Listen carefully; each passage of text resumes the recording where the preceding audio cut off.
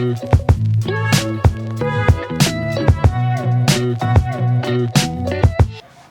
welcome back to the Gilbertson Aero Factory. Today is Sunday, the 4th of May, 2025. It's about 6 p.m.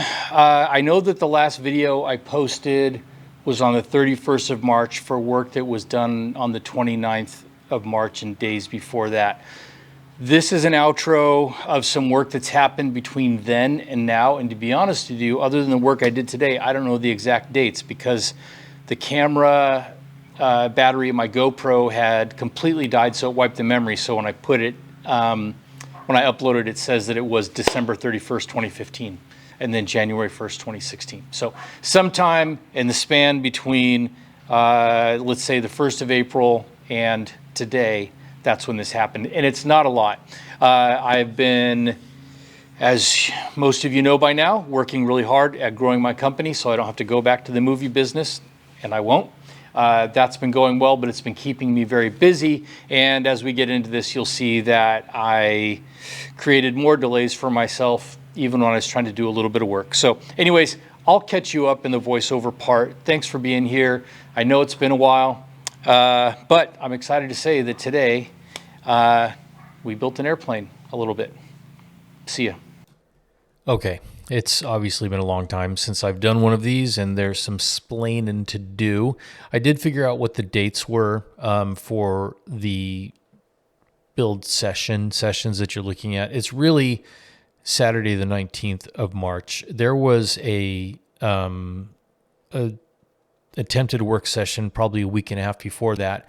I recorded an intro, and then when I sat down to work on the little pieces that I had reordered for the inboard aileron bracket, I quickly realized that I ordered the wrong pieces, or more accurately, I ordered the right pieces, but for the wrong wing. I have left wing on the brain because of that whole fiasco with the left flap, and so when I went to order the parts for that aileron, inboard aileron bracket that I had to repair, I ordered for the left inboard aileron bracket, which was the incorrect one. So I had to reorder those. So that day was a wash. I also had what you see me working on right now. I did have this aileron push tube, and I could have on that day done what you see me doing here, which is measuring, I think, whatever it is, 23 and 13/16 of an inch, and then trying to make a really precise cut, doing all that. However, the day that I realized I ordered the wrong parts, it was an attempt at working late in the evening. I was tired. I realized that I'd made a mistake in the ordering, and I didn't want to make any more mistakes, so I just decided to wait. That's why you see me doing it on this day, making the cut. You see on the workbenches 2 aileron push tubes sitting there, now 3. One's good, one's bad, and the other one is just out there. I don't know. I'm holding on to it just to kind of know what a bad one looks like. So anyways, in this work session, I cut the aileron push tube to length, and I primed the inside of it. And then either in this session or maybe on the next day, whatever, it was only a few minutes the next day, is those tiny little pieces of aluminum angle that I talked about for the aileron, the right aileron inboard bracket, doing the parts prep and priming them. And then they will, as we all know now, end up sitting there for 2 weeks before anything else happens. Some thoughts on this business with the aileron push tubes. I had some apprehension doing these again, only because the second one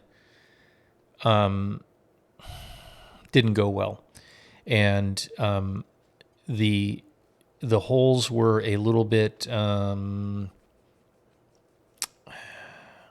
maybe just a little bit oblong, and so those Cherry Max rivets didn't set properly, and I just had to start from the beginning with that. Now I'll explain why those holes, even though I made a really nice precise drill guide, 3D printed drill guide, if you recall, why it worked really well on one of the aileron push tubes and why it didn't on the other one. If you look at the drill press there toward the left of the screen, and you see that I have that that drill press vise sitting in there. The first tube that I drilled, I don't know, whenever that was, like, early March or whenever it was. The first one that I drilled, I was trying to line up the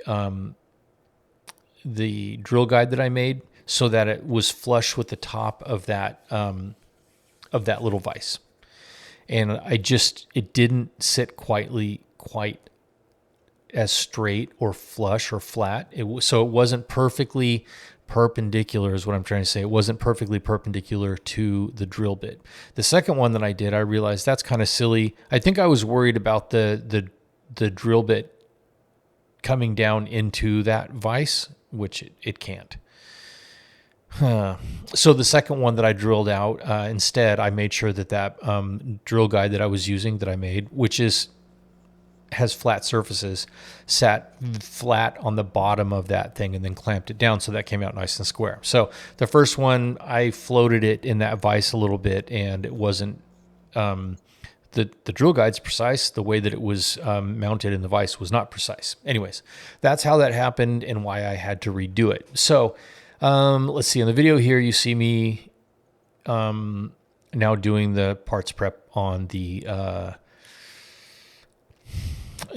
two parts that I had to reorder twice for the inboard aileron bracket. So yeah, that was the first time they got messed up was because of a foolish mistake. The second time they got messed up was an even more foolish mistake because I ordered the wrong parts. So this plane would be built much more economically if I did not make so many silly mistakes.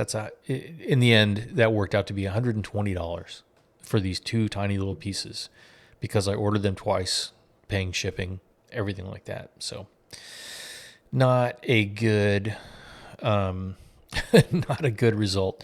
Anyways, the only real prep to do on these things is clean them up, deburr, edge finishing, and a couple of the holes need to be countersunk because they will use AN 426 rivets. I guess there's a spot where they could potentially interfere with the movement of the aileron or something. Anyways, that's what that's all about. So what we'll be getting into here, this will be, you can see that I've got them sitting on the corner of that bench, and then I'm like, what was I doing? Oh yeah, I took that cardboard box and put it over my Scotch-Brite wheel because I was going to prime right there. It'd been some pretty wet weather, so I was going to do this inside. Anyways, so that's really the only thing that I got accomplished in that whole session. Now I think that we have moved to today's work, the 4th of May, 2025, and this session will be finishing up, so completely reassembling that Aileron inboard aileron bracket, which you see in my hand there, getting it all riveted together properly, and then reattached to the wing. I can say that was a success. In terms of assembling it, if you haven't done this already, all of those rivets can be squeezed. I think there are a couple of spots where you kind of have to swap which side the ram is going to be approaching from and swap your dies around in the squeezer, but ultimately those can all be squeezed. And although they are long rivets, no real issue with any of them kind of tipping over or anything. Where they attach to the wing in the center of that rear spar, and if you look back there at that wing, that's the right wing. On the left, the piece with a whole bunch of holes in it, that is the aileron, or rather that is the flap brace, and then to the right, that's the aileron gap fairing. And this aileron attach bracket fits right in between the two of those, and it's got a doubler that goes inside the spar. On the forward face of the spar, that's the result of an AD, I believe, or a service bulletin. It wasn't originally part of the design, and so that complicates this thing a little bit. It means that you're using really long rivets in there, and there's not a lot of room to work because of the way that those doublers are formed. They create a really rigid channel out of a couple pieces of angle. And so I think of these, I was able to squeeze 2 or 3 of, I think, 8 rivets, and the other ones I had to buck with the double offset,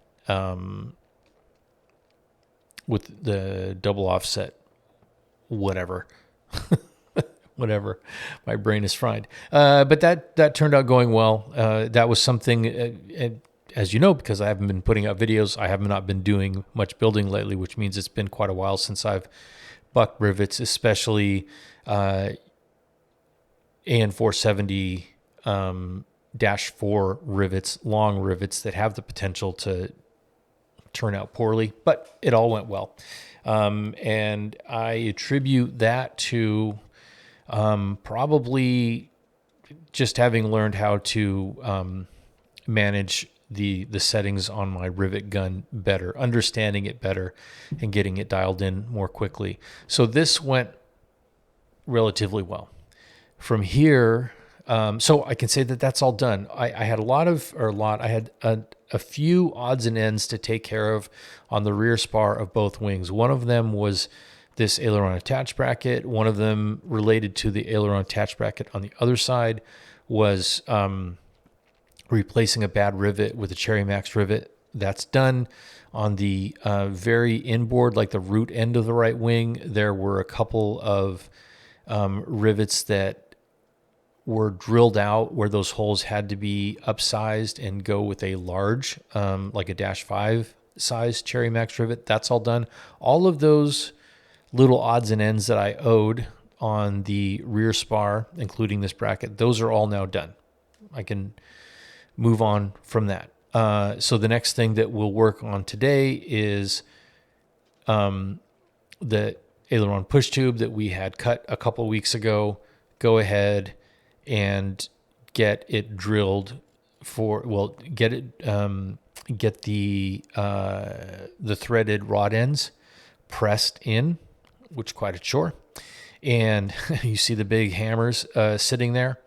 Get those installed, and then get the holes drilled out so that we can insert the rivets. And as you know, I'm using Cherry Max rivets for this. The last time that I did this, I spent a lot of time with the Dremel honing the end of the aileron push tube to give it a little more clearance, because these things, these threaded rod ends, not only do they not want to go in, they don't even want to get started. So I used a deburring tool to just slightly chamfer them to get it a little bit straight, then used the Dremel with like a sanding drum on it to make a little more space in there. The threaded rod ends I had left in the freezer. They'd been in the freezer now for 3 weeks. Still don't want to go. Now, I talked to Tim. When Tim did his, last time I honed it out until I could barely get it in there, and I got them in. Everything was good. This time, I was like, Tim made a sort of a guide so that he could pound them in. So a true press fit. That's what I decided to do today. It took a long time. Happy to say they're in, but it took a long time. I did use the Dremel a little bit, if nothing else, just to get rid of the primer that had built up on the ends in there. And then other than that, Tim used a hardwood, like a piece of hardwood that he had, and made a guide that he could bang on. What I've got there is a deep socket that fits perfectly over the shoulder of that threaded rod end. So Yeah. Anyways, this took a while. It got done successfully. If I showed you this in real time, well, you can see the mess of tools and stuff laying all over the floor.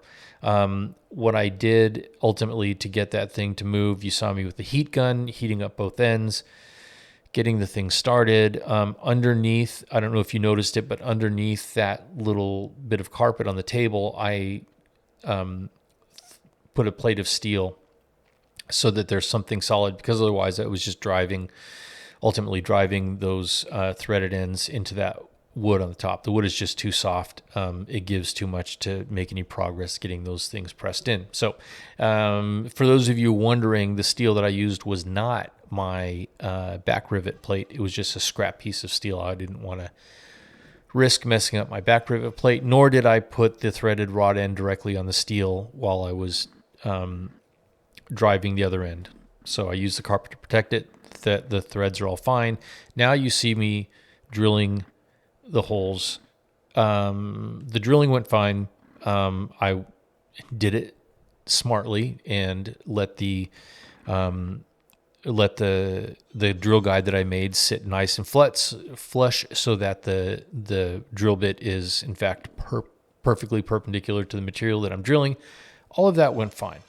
Getting into the Cherry Max rivets and installing them, the first couple I did, I forgot that there is a kind of important step with Cherry Max. Maybe not everybody does it, but it's recommended that you go through this little process to lubricate the, my gosh, my brain is fried. We'll call it the little piece of metal that goes through the middle. You guys know what I'm talking about. So there's a little trick to doing it where you kind of tap it the opposite direction, get some WD-40 in there, and then tap it back in place. These Cherry Max rivets set better than the one that I had to scrap, but I'm not convinced that they're set properly.